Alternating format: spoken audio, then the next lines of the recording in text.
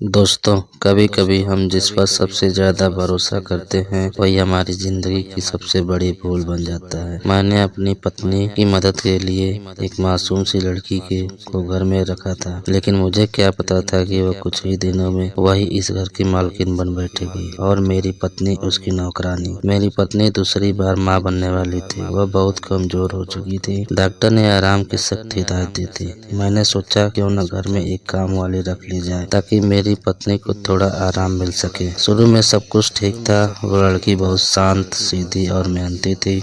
मेरी पत्नी भी बहुत खुश लगती, लेकिन धीरे धीरे हालात बदलने लगे। एक दिन ऑफिस से लौटा तो देखा मेरी पत्नी किचन में पसीने से भीगी बर्तन धो रही थी और वह नौकरानी ड्राइंग रूम में आराम से बैठी मोबाइल चला रही। मैंने सोचा शायद आज ऐसा हो गया हो, पर ये रोज का सिलसिला बन गया। वो मेरे सामने मेरी पत्नी के कपड़े पहनकर बैठती थी, मेरी पत्नी के सामने सर झुकाकर खड़ी रहती। कभी वह बच्चों को डांटती, कभी मेरी पत्नी को हुक्म देती। मुझे समझ नहीं आ रहा था आखिर मेरी पत्नी इतनी मजबूर क्यों है। फिर एक रात अचानक मैं जागा तो देखा मेरी बिस्तर पर नहीं थी। मैं धीरे से उठा और जो देखा उससे मेरी रूह कांप गई। वह नौकरानी के क्वार्टर में थी, के पैरों में बैठी रो रही थी और हाथ जोड़कर कुछ मिन्नतें कर रही थी। मुझे लगा जरूर कोई बड़ा राज है, लेकिन अगले दिन मैंने सख्ती से अपनी पत्नी से पूछा सच क्या है। उसकी आंखों से आंसू बहने लगे और उसने जो कहा वो मेरी दुनिया हिल गई। वह नौकरानी के पास हमारी 10 साल की पुरानी एक ऐसी गलती का सबूत था जिसे हमने समाज में छुपाया था। वह उसी राज को लेकर हमें ब्लैकमेल कर रही थी। अगर हमने उसकी बात नहीं मानी तो वो सब कुछ सबके सामने खोल देने वाली थी। मेरी पत्नी सिर्फ अपने बच्चों और परिवार की इज्जत बचाने के लिए सब कर रही थी। उस दिन मुझे समझ आया, गलती चाहे कितनी भी पुरानी क्यों न हो, उसका साया कभी पीछा नहीं छोड़ता। मैंने उसी वक्त फैसला लिया, सच को छुपाकर जीने से बेहतर है सच का सामना करना। हमें मिलकर उसने शिकायत की और आखिरकार वो लड़की अपने ही जाल में फंस गई। आज मेरा घर फिर से घर जैसा लगा, लेकिन मैंने एक बात सीख ली,